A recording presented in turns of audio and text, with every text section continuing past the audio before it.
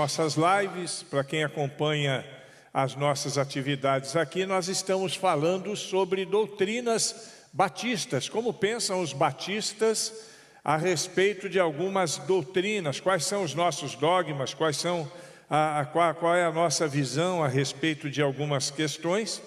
E bibliologia não é bem uma questão dogmática, muito embora a bibliologia ela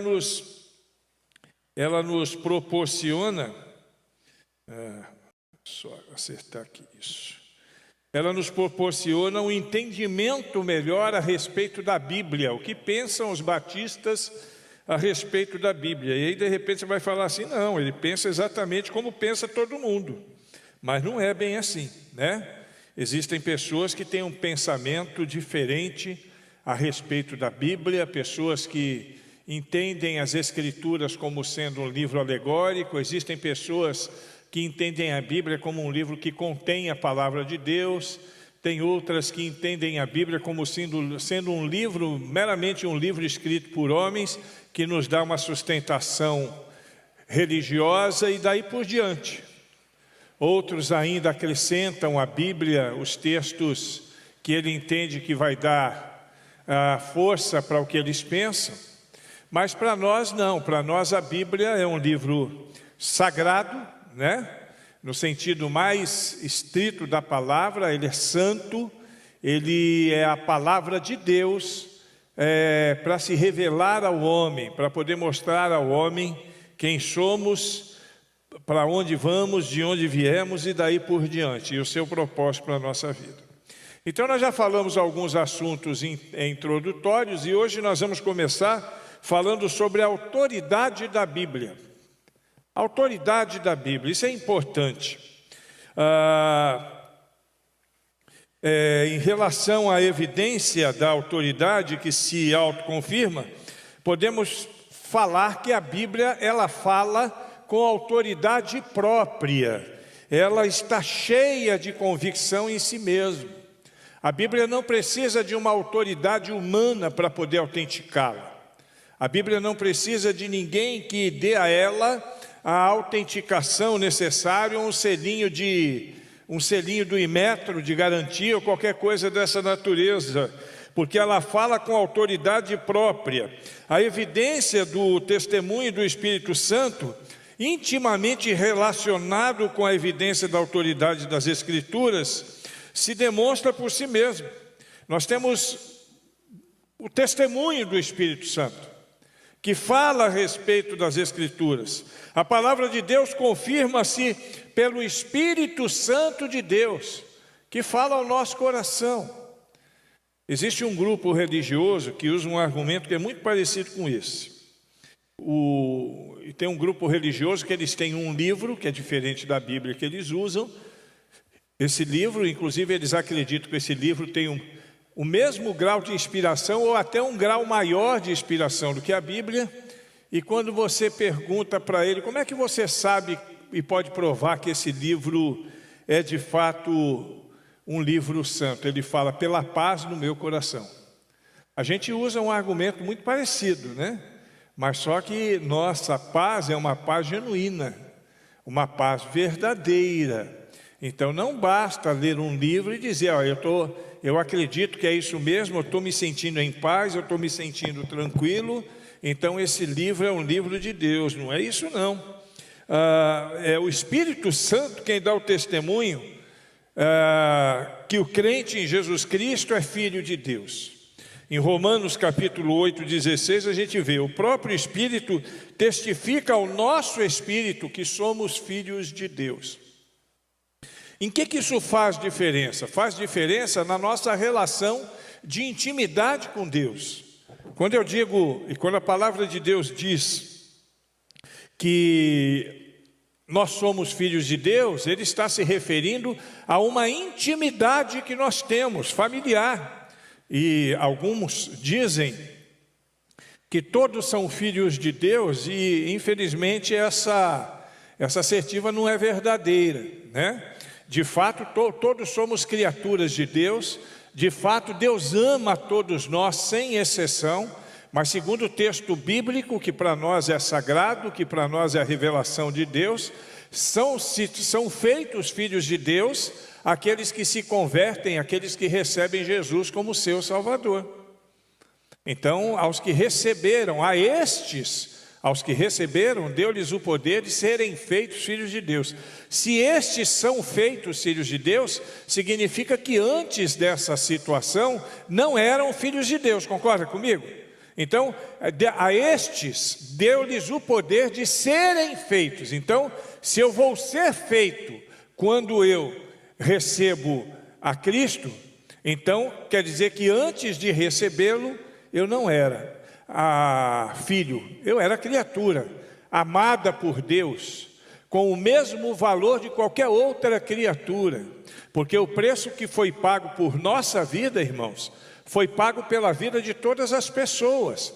Agora, infelizmente, alguns não querem se submeter a este relacionamento de uma forma mais profunda, de uma forma mais íntegra, de uma forma mais verdadeira. Então, esse mesmo Espírito que testifica que nós somos filhos de Deus, ele também testifica a respeito da palavra. Olha o que ele diz em 2 Pedro, capítulo 1, versículos 20 e 21. Sabendo primeiramente isso, que nenhuma profecia da Escritura é de particular interpretação, porque a profecia nunca foi produzida por vontade de homem algum, mas homens santos de Deus falaram inspirados pelo Espírito Santo. Nós temos um testemunho da Bíblia com relação à inspiração da palavra de Deus, com relação à veracidade. Quando eu digo veracidade, apesar do texto não usar esse termo, é exatamente isso que está falando. Se está dizendo que é inspirado por Deus, significa que a sua origem é os céus. Significa que a sua origem é o próprio Deus. Então, se é o próprio Deus que origina essa palavra, não tem como nós não considerarmos que essa palavra está autenticada pela maior de todas as autoridades que existe em todo o universo. E a maior de todas as autoridades que existem em todo o universo não é o presidente dos Estados Unidos. Está a maior luta, a maior briga lá para ver quem é que vai ficar no poder, porque é considerado um dos cargos, uma das posições mais importantes do mundo, mas ele não é o personagem mais importante do universo, e nem do mundo, e nem na nossa vida, e nem no nosso país, e muito menos nos Estados Unidos. É Deus. Deus é a autoridade maior sobre todos nós. A evidência da capacidade transformadora da Bíblia, que denomina a sua autoridade, está na evidência denominada evidência interna. Então, a evidência das Escrituras é interna. Eu não preciso de um carimbo de ok, com um carimbo do Imetro, de uma assinatura de um doutor em divindade ou de qualquer pessoa. É Paulo quem diz, ali em Romanos capítulo 10, 17, o seguinte: a fé vem pelo ouvir e ouvir a palavra de Deus. Perceba que a fé vem pela palavra de Deus. Ela existe, a palavra de Deus existe antes da nossa fé. É a revelação de Deus, até porque eu vou entender o que é fé a partir da palavra de Deus. A definição de fé na palavra de Deus. Eu vou saber o que é fé a partir do conhecimento que eu tenho da palavra de Deus. E essa palavra, ela é transformadora. O texto de Hebreus também afirma, no capítulo 4, no versículo 12, o seguinte: a palavra de Deus é viva e eficaz, e mais cortante do que qualquer espada de 2 gumes. A palavra de Deus é viva, ela é eficaz.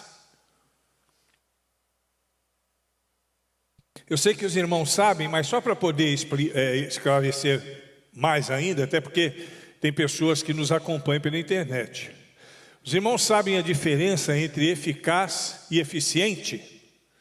Existe uma diferença que é muito importante. Algo é eficiente quando ele tem todas as ferramentas, todas as organizações para que dê certo. Por exemplo, uma fábrica de sapato. Ela tem um maquinário para cortar sola, para moldar o sapato, para poder costurar o sapato, para poder colar o sapato. Ela tem uma linha de produção, ela tem uma linha de vendas, ela tem uma administração financeira, ela tem uma administração contábil. O nome disso tudo é eficiência. E qual é a eficácia? É o produto final pronto, é o sapato pronto. Então, eficácia é isso, é o produto final pronto. É aquilo que você busca com toda a eficiência. Então, algo é eficaz, e aqui está dizendo que a palavra de Deus é eficaz, porque ela produz, ela é em si alguma coisa produzida por Deus, dentro daquilo que Deus propõe para a nossa vida. E como nós já dissemos, ela tem poder transformador. A palavra de Deus transforma. A leitura, o relacionamento, o viver com a palavra de Deus transforma a nossa vida. A evidência de Jesus Cristo também demonstra a autoridade da Bíblia. O testemunho de Jesus sobre as Escrituras é evidente e relacionada na história dos documentos bíblicos. Se você lê os livros dos 4 evangelhos, onde Jesus se manifesta, por várias vezes ele usa a Bíblia. Ele usa o texto que era sagrado a ele naquele momento, que era o texto da antiga aliança. Por que Jesus não usou o Novo Testamento? Alguém sabe me dizer por que Jesus não usou o Novo Testamento? Alguém sabe? Porque nem existia. Não existia o Novo Testamento. Se Jesus tivesse voltado à terra em carne e osso, depois do Novo Testamento ter sido editado, ter sido escrito, o cânon sagrado, provavelmente ele usaria. Então ele usou o que tinha à disposição. O Novo Testamento é um documento como um livro histórico. Livro histórico que nos dá conta dos ensinos, da vida de Jesus Cristo, a história do surgimento da igreja, a história de como a igreja deve se portar e se organizar. A palavra de Deus faz isso. E a história final da humanidade também, num livro muito emblemático, que é o livro de Apocalipse, que um dia nós vamos estudar numa quinta-feira aqui também, né? E aí a gente vai ver que é um livro bastante emblemático, com várias interpretações, mas com uma finalidade única: mostrar ao homem que nós vamos um dia viver com Deus para sempre na glória. Mostrar que aquilo que está preparado para nós, na segunda etapa da nossa vida, ou na próxima etapa, eu costumo dizer que a vida é como um jogo de videogame com vários níveis, né? Vamos dizer que você entra nesse jogo quando você é concebido. Então, durante os primeiros 9 meses, o seu mundo é um útero. É dentro daquele útero que você vive, é ali que você se alimenta, é ali que está a sua vida, ali estão os seus limites, você está limitado por aquele útero, nadando para lá, nadando para cá, né? Dentro daquele espaço, até que chega um momento que você tem que mudar de nível. Mudar de nível significa nascer nesse mundo. Aí, para nascer nesse mundo, você tem que morrer naquele mundo que você estava. Perceba que coisa interessante. Você morre, você sai daquele mundo onde você estava, você é separado dele. Eu costumo dizer que se um feto ele tivesse, um bebezinho antes de nascer, ele tivesse um pouco de inteligência, mínima que fosse, por aquilo que ele conhece, eu acho que na hora das contrações ele ia se segurar ali no cordão umbilical, falar: não, eu não quero sair daqui não, aqui é meu mundo, eu vou para onde? É aqui que eu vivo, é aqui que eu me alimento, é aqui que eu fico. E eu acho que ele ia lutar, né? E aí a coitada da mãe vai sofrer um bocado por causa dessa luta, até que ele sai. Quando ele sai, aquele mundo não existe mais para ele, o cordão umbilical é cortado. E aí a gente vive nesse mundo por 70, 80, 90, alguns até morrem mais cedo, alguns mais tarde. E aí o cordão de prata é cortado. E a gente passa para uma outra dimensão, que é a dimensão onde a gente vai viver eternamente. Se você pudesse voltar a ser feto, você gostaria de voltar a ser feto? Obviamente que não, né? A não ser algum filósofo que diga assim: pastor, eu até gostaria, porque aí eu poderia começar tudo de novo. Não, mas não é isso que eu estou falando. Aí um filósofo pode vir com essas reflexões, né, Glaucia, para poder debater. Mas ninguém gostaria de voltar para trás. Então, quando você passar de nível, você quer voltar para a terra? Obviamente que não, né? Até porque a gente sabe que a Bíblia diz, Hebreus 9, 27, que o homem está destinado a morrer uma única vez, vindo depois disso o juízo. Então você não vai voltar, aquela história de volta, morre, volta, morre, volta, morre, não tem respaldo bíblico. Existe respaldo dele em um outro evangelho, que é o evangelho segundo o Espiritismo, mas não tem respaldo bíblico. E por isso a gente tem que ficar bem atento e firme nas Escrituras. Está vendo como a Escritura é importante para poder definir os nossos dogmas? Se eu não tenho na Escritura uma convicção de que a reencarnação não é possível, eu poderia de repente me submeter a esse princípio. Como existiu lá no Rio de Janeiro, por exemplo, uma igreja presbiteriana, pastor Neemias Marri, e a igreja dele era uma igreja evangélica espírita, porque ele cria nessa questão desses princípios espíritas, né? Tinha uma outra igreja lá em São Paulo, que era da Vovó Rosa, não sei se eu já falei para vocês da Vovó Rosa? Vovó Rosa, ela era uma igreja que tinha uma senhora que era profetisa, e tudo que ela falava, todo mundo aceitava. Aquela mulher era a voz de Deus na terra. Até que um dia ela morreu. Mas quando ela morreu, ela não parou de falar. Ela continuou encarnando nos irmãos e falando através dos irmãos, trazendo as mensagens dos céus. Isso é bíblico? Não, isso não é bíblico. Isso é um princípio espírita. É um princípio espírita, né? De espíritos tomando o corpo de outras pessoas para falar, para psicografar e coisas dessa natureza. Então essa igreja não tem mais valor entre nós. Se vocês quiserem saber dessas duas igrejas, a igreja presbiteriana espírita lá de Copacabana, ou a igreja da Vovó Rosa de São Paulo, depois vocês puxem no Google, que é interessante, né? Aprender e ler a respeito dessa turma. Segunda coisa que a gente quer falar é sobre a credibilidade da Bíblia. A credibilidade está não pelos profetas que escreveram, não pelos apóstolos, não pelos seus escritores, pois todos eles, sem exceção, cada um deles escreveu por intermédio e inspiração divina. Então a credibilidade da escrita da Bíblia, da palavra de Deus, não está em homens. Porque foi Salomão que escreveu, e Salomão era o homem mais sábio que já existiu.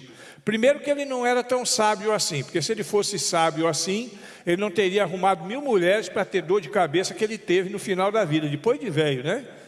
Velho sem vergonha, depois de velho arrumou 1000 mulheres. Segundo, que mesmo que a sabedoria dele fosse tão grande como constatada na Bíblia, ela procedeu de Deus. Então, obviamente, existe alguém maior do que Salomão. E a credibilidade dos textos que Salomão escreveu, que Paulo escreveu, todas as suas epístolas, que Lucas escreveu, que João escreveu, que Mateus escreveu, não está neles próprios, mas em Deus, porque sem eles, nenhum desses escritos teria a inspiração e o poder que tem para transformar a nossa vida. Percebe isso? Isso é muito importante. Por mais que um desses escritores tivesse sido treinado em toda a ciência do Egito, por exemplo, como Moisés, ou Saulo, educado aos pés de Gamaliel, sem a inspiração divina, Eles não poderiam ter feito o trabalho que havia sido proposto, porque não é só a inspiração, não é só a parte humana, é a inspiração divina. As Escrituras, como eu já disse, elas recebem a sua credibilidade do próprio Deus. Não é de homens, de nenhum deles, mas de Deus, que falou mediante aqueles que Ele desejou falar. Profetas, apóstolos, servos, falou através de um boiadeiro, falou através de mulheres. Então Ele fala da forma que Ele quer falar. Mas esses escritores, eles não possuem a credibilidade por si próprio, muito embora fossem homens de Deus, não estou questionando isso. Paulo era um grande homem de Deus, Moisés, Davi. Uai, pastor, mas todos eles vacilaram. Eu também vacilei, você também vacilou.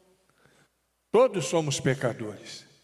Então o que eu estou dizendo é que a credibilidade não está neles, mas no texto em si, que foi inspirado pelo próprio Deus.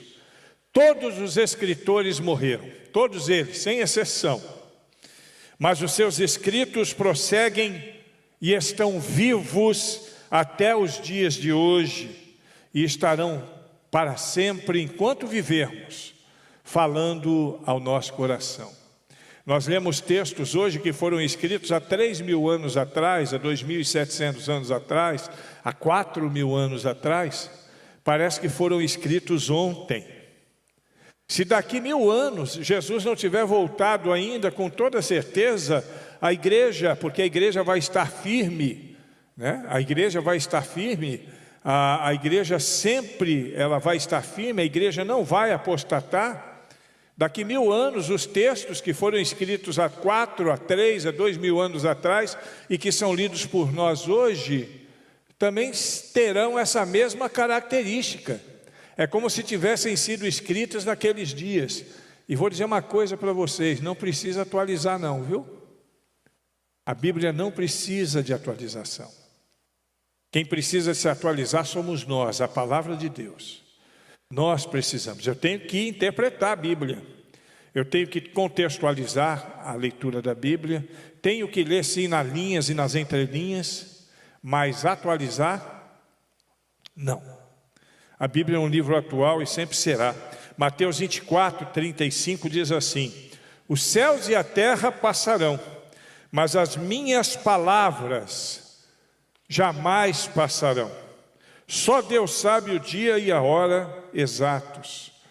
Palavra de Deus não passa nunca. Isaías 40, versículo 8, é mais forte ainda do que Mateus 24. Diz assim: a relva murcha e as folhas caem, mas a palavra do nosso Deus permanece eternamente. Glória a Deus. Tudo passa. Tudo passa. Alguém já disse lá em São Paulo uma vez, isso é uma brincadeira, é claro, que na vida tudo é passageiro, menos o motorista e o cobrador, né? Mas a gente sabe que de fato tudo passa, mas a palavra de Deus permanece para sempre. 1 Pedro 1, 25, a palavra do Senhor permanece para sempre. E essa é a palavra que vos foi evangelizada, que vos foi confiada, que vos foi falada. Em suma, a definição adequada à inspiração, ela pode ser definida a partir de 3 fatores fundamentais. Como nós já dissemos no nosso último encontro, se você esteve aqui, se você acompanhou, se você não acompanhou, você pode ver, está disponível nas redes sociais. Primeiro é que Deus é o causador único, o causador original da palavra de Deus. Ele é a origem, é a força primordial que moveu os profetas e os escritores para escreverem os textos. O segundo é que os homens de Deus serviram de instrumento. Presta atenção nisso, os homens de Deus, eles serviram de instrumento. E Deus usa as palavras como um instrumento o tempo que Ele quer, da forma que Ele quer. Eu acredito piamente que neste momento estou sendo usado como instrumento de Deus. Eu acredito que nesse momento, o Marcelo está sendo usado como instrumento de Deus. O Daniel ali também no suporte, usado como instrumento de Deus. O Marconi usado como instrumento de Deus. O pessoal do louvor usado como instrumento de Deus, a fim de edificar a igreja. É assim que Deus faz, é assim que Deus fez e é assim que Deus sempre fará. E a terceira questão, o terceiro fator que é fundamental, é que a autoridade das Sagradas Escrituras, que compõem a Bíblia, está no produto final. As palavras dos profetas são a palavra de Deus. Porque aquilo que foi ordenado pelo próprio Deus para que fosse dito pelos profetas, como uma revelação da parte de Deus para os homens, se cumpriu e se cumpre na nossa vida todos os dias. Você que está assistindo aí, de repente você deu uma paradinha aí nesse canal agora para dar uma olhadinha. Presta atenção no que eu vou falar para você. Essa aqui é a palavra de Deus. Faça dela o seu manual de vida e a sua vida nunca mais será a mesma. Amém? Quem acredita nisso, diga amém. Nunca mais será a mesma. Minha vida nunca mais foi a mesma depois que eu me encontrei com Cristo através da sua palavra. A palavra de Deus permanece para sempre. Outra questão que nós vamos ver é a infalibilidade da Bíblia. A Bíblia não falha. A Bíblia não falha. O Papa pode falhar, mas a Bíblia não falha. A Bíblia é infalível. Elas são infalíveis graças à sua inspiração divina. Graças à sua inspiração divina. Ela foi escrita 100%, não é 90%, nem 80%, nem 99%, mas 100% ela foi escrita, guiada e dirigida por Deus. Escrita através dos homens, é claro, mas guiada e dirigida por Deus. Portanto, a sua autoridade, confiabilidade e infalibilidade, sobretudo, está no fato dela ter essa origem. Se eu acreditar que a palavra de Deus, ela tem falhas, então eu tenho que deixar de ser cristão. Verdade, meu irmão. Você escolhe. Porque se você for cristão, esse é o livro que vai nortear a sua vida. Pastor, mas eu posso ser cristão sem dar todo o crédito à palavra de Deus? Você pode se autodenominar o que quiser. Tem um monte de igreja por aí que diz que é batista, mas não tem nada a ver com a gente. Nada a ver com a gente. E isso é claro que para Deus não faz diferença, porque no céu não tem placa, né? Igreja Batista da Convenção Batista Brasileira. Não existe isso no céu. Graças a Deus. Porque tem um monte de irmão da Convenção Batista Brasileira que é chato com força. Imagina se isso fosse dessa forma. Aí ninguém ia suportar esses camaradas, né? Mas lá nos céus não tem placa, porque todos os crentes em Jesus Cristo vão entrar. Mas o crente em Jesus Cristo, ele tem algumas características. A primeira, ele tem Jesus como Senhor absoluto na sua vida. Ele recebeu a Jesus Cristo e Jesus é quem manda nele. A segunda é que essa daqui é a sua regra de fé e prática. É essa daqui. Eu não preciso de outro livro, eu não preciso de um outro evangelho, eu não preciso de nenhum livro que seja de outra fonte que não seja a fonte divina. Eu posso usar outros livros? Pode, como fonte histórica, como fonte geográfica, como fonte arqueológica, mas divina não. Divina não. Eu gosto muito, por exemplo, de Flávio Joséfo, não sei quantos já leram. Flávio Joséfo, ele tem uma obra chamada A História dos Hebreus. Você quer conhecer mais? Eu sugiro a você que compre esse livro. É um livro muito bom. Mas ele não tem a inspiração que tem, por exemplo, aqui o livro que está aberto aqui na minha frente agora, Isaías. Ele fala algumas coisas de Deus, fala. Mas ele coloca o seu próprio tempero naquele alimento. É aí que está a diferença. Os homens que foram inspirados por Deus para escrever a Bíblia usaram tempero celeste. Eles escreveram, Paulo tinha falhas, sim ou não? Sim, Paulo tinha falhas, mas naquilo que ele escreveu tem algum defeito? Não, não tem. Certo que alguns textos é necessário uma interpretação correta, fazer uma boa hermenêutica. Quem está fazendo aula de hermenêutica no curso aí está estudando sobre isso. E por dizer nisso, amanhã tem aula de hermenêutica, que é o nosso último encontro de hermenêutica, no curso de teologia. Você também pode acompanhar, vai estar disponível no nosso Facebook. Então, aquilo que se escreve é irretocável. Existem livros, eu vou citar um livro, nada contra a denominação, só para a gente ter um exemplo, O Grande Conflito, que é um livro de uma líder de uma grande instituição religiosa, que são os Adventistas do Sétimo Dia, e eles acreditam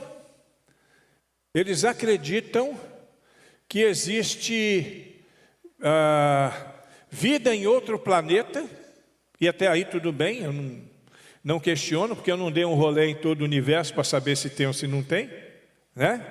Mas eles dizem que nesse outro planeta que tem vida, se guarda o sábado igual aqui na Terra. Aí forçou, né? Não tem como. Aí forçou. Nos escritos, aliás, isso não está no Grande Conflito, está em outro livro de Ellen White. Se quiser depois a referência, você que está assistindo, manda um alô para mim que eu te mando a referência. Então, ela falou coisas interessantes. Alguém aqui já leu O Grande Conflito? É um livro até gostoso de se ler, né? Mas, assim, em alguns momentos ele joga um pouquinho de fermento, né? Então, o que a gente tem que prestar atenção? Até que a Bíblia mesmo nos fala isso, né? Que um pouco de fermento faz o quê? Estraga toda a massa. Então, a gente tem que tomar cuidado. É por causa disso que muita gente sai de nossas igrejas e vão para outras igrejas achando que só aquela igreja é certa. E nós não achamos que só uma igreja é certa. Nós achamos que existe uma única igreja certa, que é a igreja de Cristo. Mas em termos de denominação, ela tem muito mais do que o grupo denominado batista. Efésios 1, versículos 13 e 14 diz o seguinte: quando vocês ouviram e creram na palavra da verdade, o evangelho que os salvou, vocês foram selados em Cristo com o Espírito Santo da promessa, que é a garantia da vossa herança até a redenção daqueles que pertencem a Deus, para o louvor da sua glória. Aqui, coisa interessante. Primeiro, a palavra de Deus, ela nos leva à salvação. Isso é fato, porque é pela palavra de Deus que eu conheço Jesus Cristo. Segunda coisa, eu sou selado em Cristo, que é a garantia e a nossa herança. Então, quer dizer, é Cristo que nos garante isso. É por isso que a Bíblia diz, e aí agora está a explicação lá para João 1, versículo 12, a todos quantos o receberam, porque é Cristo quem nos dá essa garantia e o Espírito Santo é quem nos sela. É Ele quem dá o carimbo, salvo, através de Cristo. E a palavra de Deus é quem nos conduz a esse entendimento. Interessante que normalmente as pessoas que nos questionam, na maioria das vezes, elas não conhecem Bíblia. Elas conhecem alguns versículos da Bíblia, conhecem alguns textos que acham que são versículos da Bíblia, mas que não estão nem na Bíblia. Eu não sei se você sabe, tem um monte de coisa que o pessoal fala por aí que não está na Bíblia. Vou dar um exemplo para vocês. O diabo veio para matar, roubar e destruir. Isso é bíblico? Sim ou não? Não. Isso não está escrito na Bíblia. Pastor, agora você pirou, João 10. Não pirei não. Se você ler o texto, você vai ver que o texto está falando do falso pastor, que ele vem de noite para roubar as ovelhas. Então o texto não diz que o diabo veio matar, roubar e destruir, diz que o ladrão veio para matar, roubar e destruir. Quem é esse ladrão? É o falso pastor. É só você ler o texto de João capítulo 10 que você vai entender isso. Aí a gente aprende a vida toda de outra forma e usa, né, como jargão. Eu nunca me esqueço uma vez, Eu estava no Carandiru, né? Passando umas férias no Carandiru, e tinha um pastor que era muito amigo meu, o pastor Wilson de Paula, e um dia aquele pastor, a gente conversando, e ele pegou e falou assim: não, porque está escrito na Bíblia que os viciados não herdarão os céus. Aí eu falei para ele: mostra para mim, pastor. Eu fiquei com pena, porque aquele dia ele ficou uma tarde inteira procurando na Bíblia. Aquele tempo não tinha Google não, era na mão mesmo, né? Eu falei: pastor, não adianta, porque não tem. Existe o conceito de que viciado não vai entrar no céu, mas essa forma não existe. Não existe isso. E outros tantos textos, né, que a gente às vezes aprende errado, e por causa disso a gente acaba ensinando, passando de geração em geração. Quantos aqui achavam que o diabo vinha para matar, roubar e destruir? Quantos aqui achavam que era bíblico? Mas não é bíblico. Claro que o diabo tem essa função também, mas aquele texto está se referindo a um falso pastor. É só ler depois. Lembrem, quando chegar em casa, dá uma lida, João capítulo 10, e procura ver quem é o ladrão que está ali. Salmo 119, 89. A tua palavra, Senhor, para sempre está firmada nos céus. Quando a gente faz algum documento importante aqui na igreja, a gente escreve esse documento, normalmente a partir de uma assembleia, a gente homologa aquela decisão, a nossa secretária escreve o documento, ela assina, eu assino, e aí a gente faz o quê? A gente vai no cartório para registrar aquele documento. Não é assim que acontece?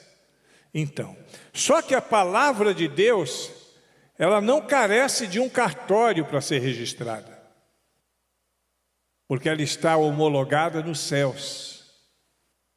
A palavra de Deus está homologada, está firmada nos céus.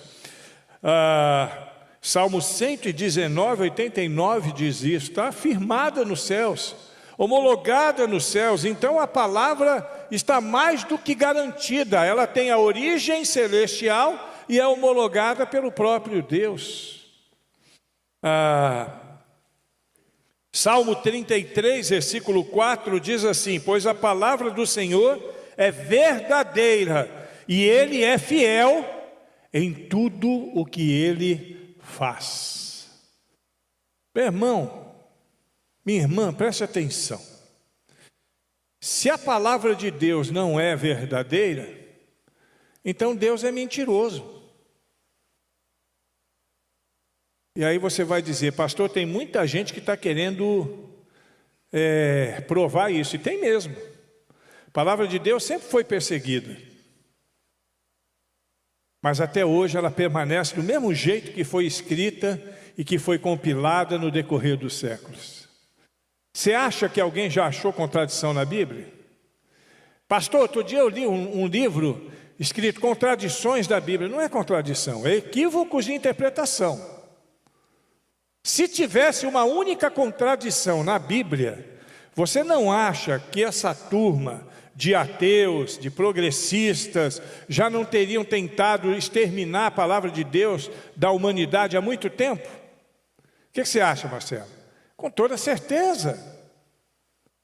Mas nunca se achou, porque a palavra de Deus é fiel em tudo, como é fiel o Deus que a inspirou. Josué 21, 45, olha só esse texto, que texto lindo.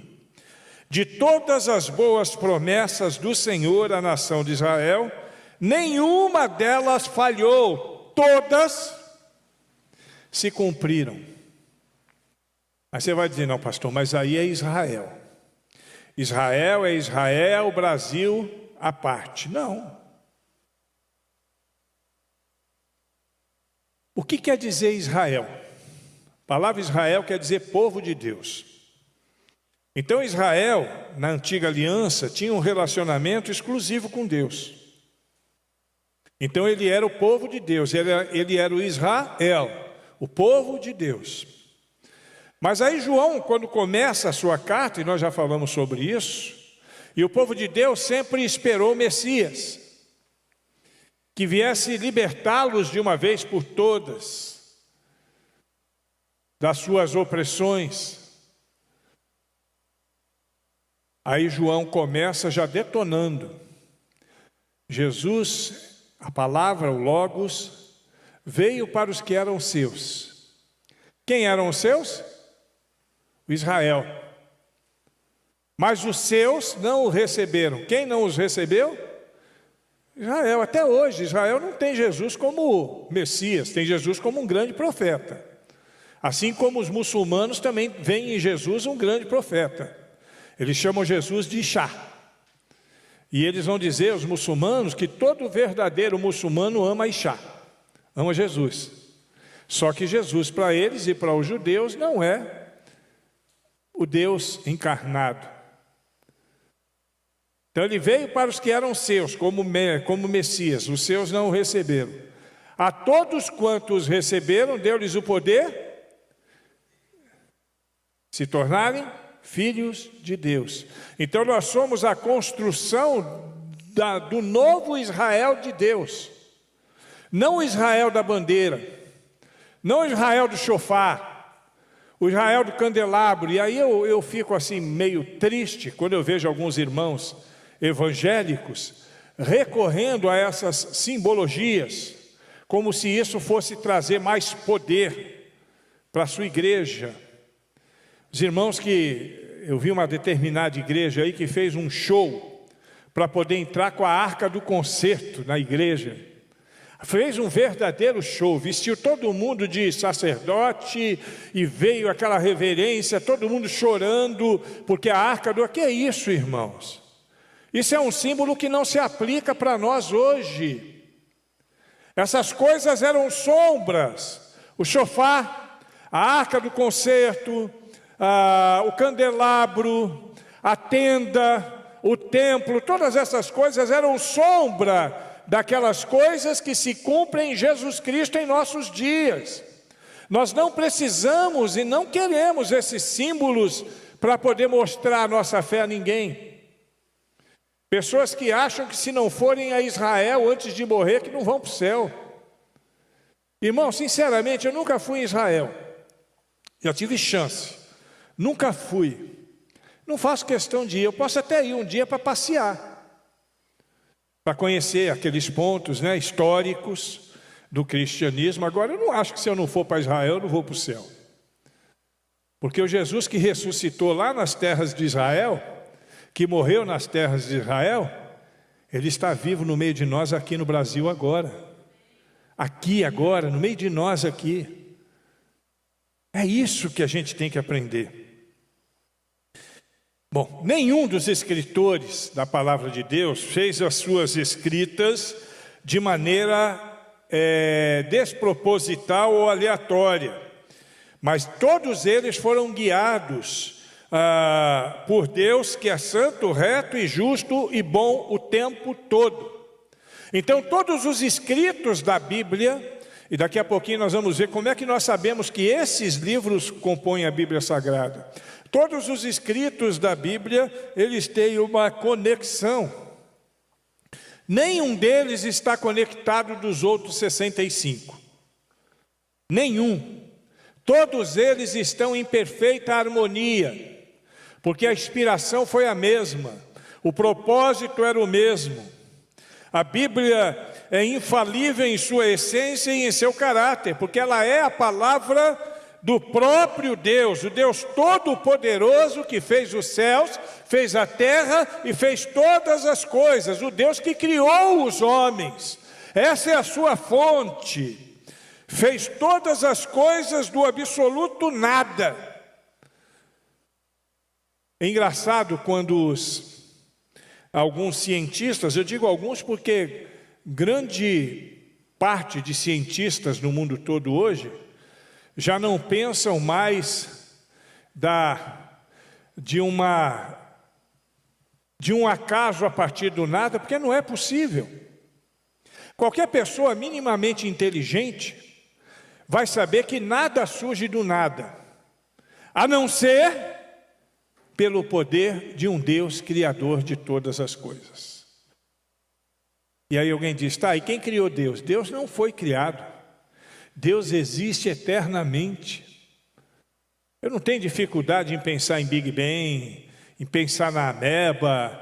Eu tenho dificuldade em pensar, obviamente, de uma evolução na qual a gente era uma célula e se transformou em duas, e aí foi crescendo, e aleatoriamente eu me transformei naquilo que eu sou hoje, esse cara bonito.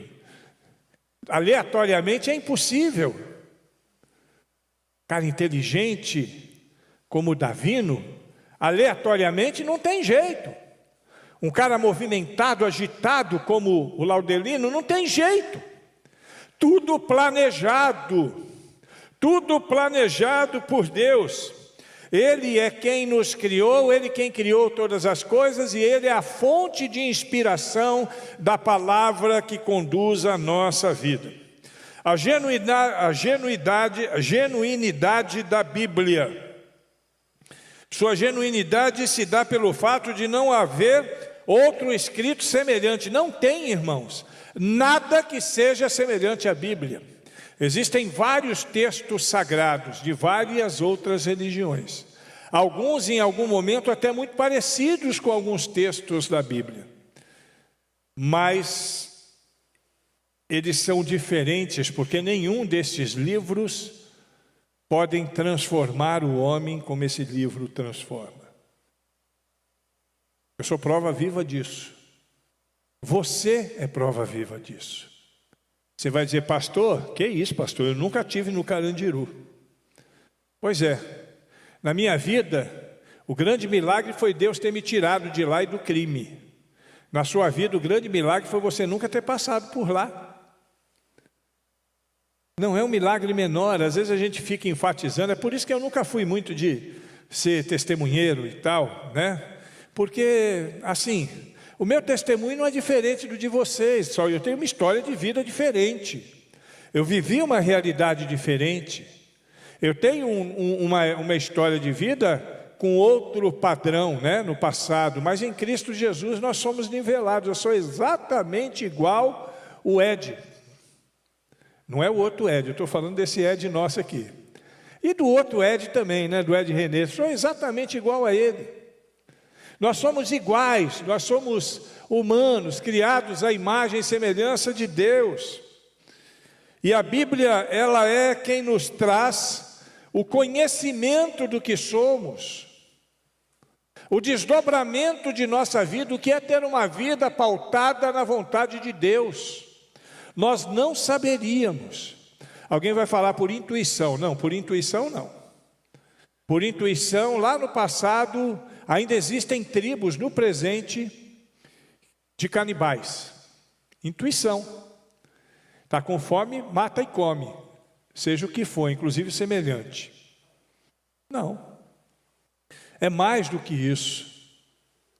Não é intuição não, é razão.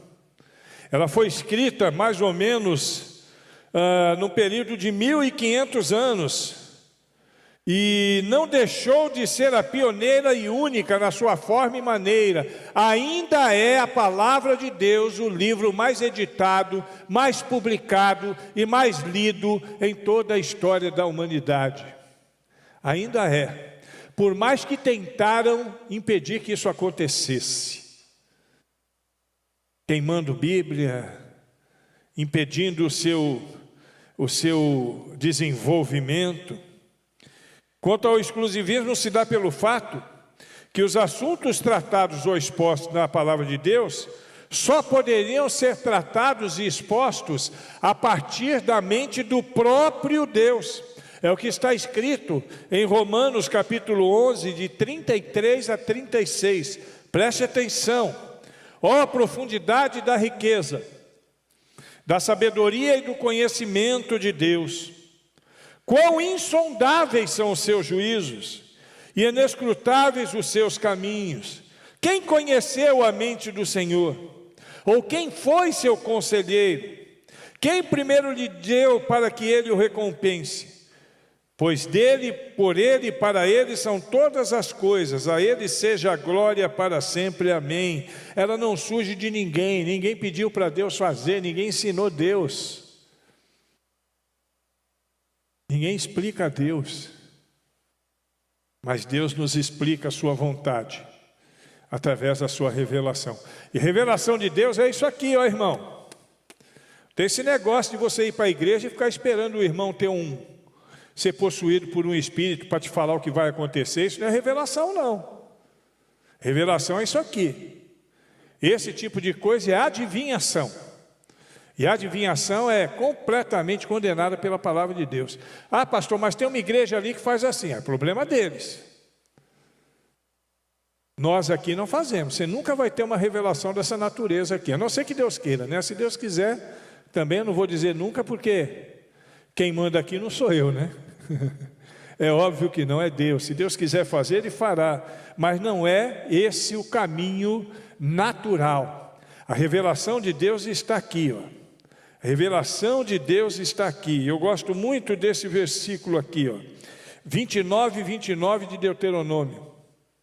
As coisas encobertas pertencem ao Senhor, nosso Deus, porém as reveladas nos pertencem, a nós e aos nossos filhos, para sempre, para que cumpramos todas as palavras dessa lei. A revelação aqui, ó.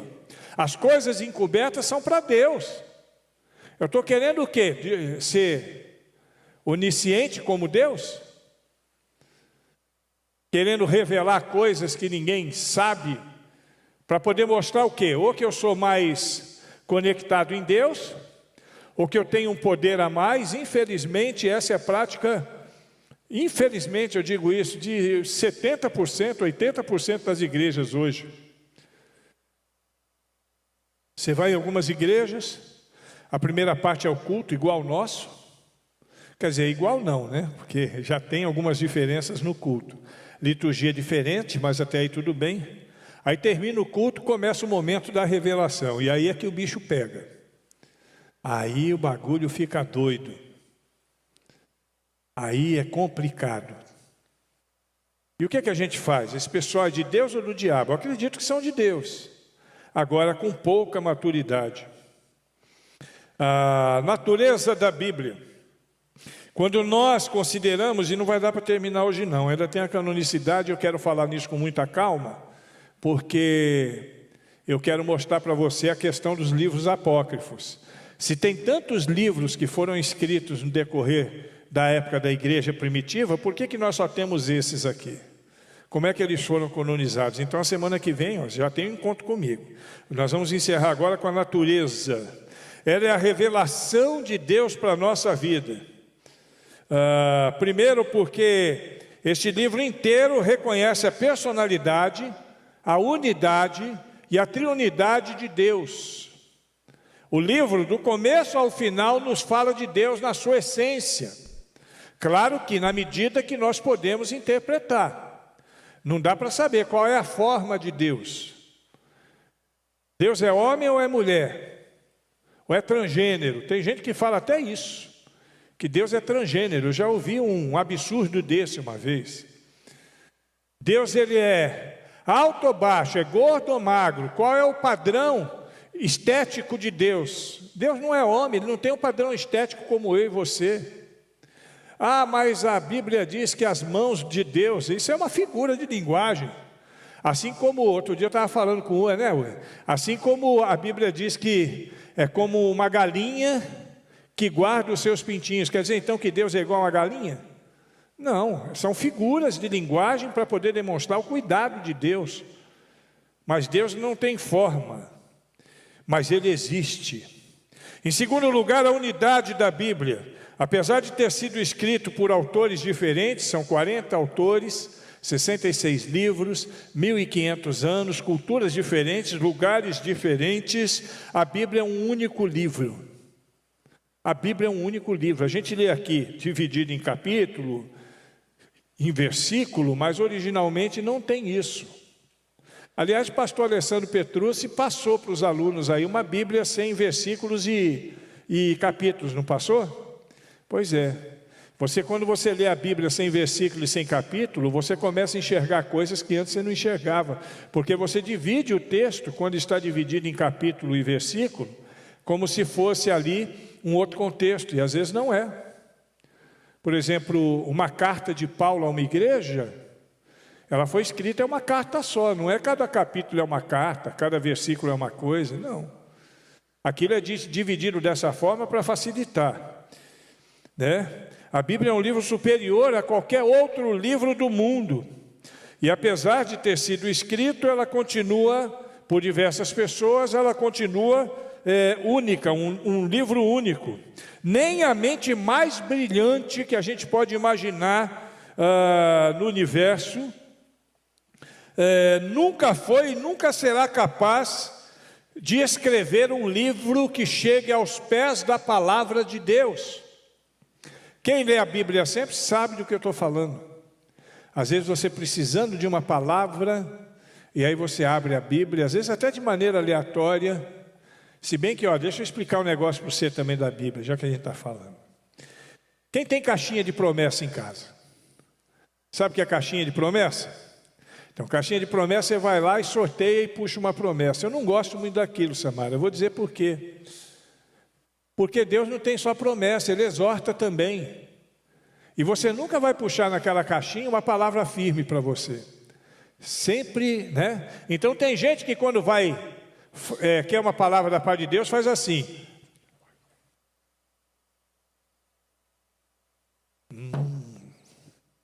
Deus falou com ele. Deus pode falar assim? Pode. Se Ele quiser, Ele fala. Ele já falou comigo assim, uma vez. Mas não é isso que é a regra de Deus para falar conosco. A palavra de Deus, ela tem que ser entendida na sua plenitude. Nenhuma parte das Escrituras é de particular elucidação. E o que ela fascina, uma coisa que nos fascina na Bíblia é a sua honestidade, integridade. A Bíblia é extremamente honesta e íntegra em tudo aquilo que nos fala. Acima de tudo, a Bíblia é um livro harmonioso. Ela se revela como um livro único que expressa um só sistema doutrinário e um só padrão moral. Não tem duas regras aqui não, é uma só. É por isso que chama cânon. A gente vai ver na próxima quinta que cânon quer dizer régua, né? Então é uma régua que nivela, que iguala. Todos os livros da palavra de Deus, eles têm o mesmo objetivo. Eles se concretizam, eles se colam, eles se harmoniam perfeitamente um com o outro, né? E por causa dessas coisas, nós devemos considerar que a Bíblia é a incorporação cristalina, efetiva e verdadeira da palavra de Deus na nossa vida. Amém? Semana que vem a gente vai falar sobre canonicidade e vamos falar sobre alguns outros textos que aparecem e que são apócrifos, mas que podem ser usados como livros históricos. E aí eu vou explicar por que um apócrifo pode ser usado como histórico e não pode ser usado como canônico. Aí a gente vai aprender isso. Tá bom? Alguém aprendeu alguma coisa aqui hoje? Quem aprendeu alguma coisa, levante a mão. Quem não aprendeu nada, levante a mão. Não aprendeu nada? Não. Graças a Deus, né? Porque nós aprendemos um pouco mais e seguimos na nossa caminhada para a glória de Deus. Amém? Vamos ficar de pé e encerrar o nosso...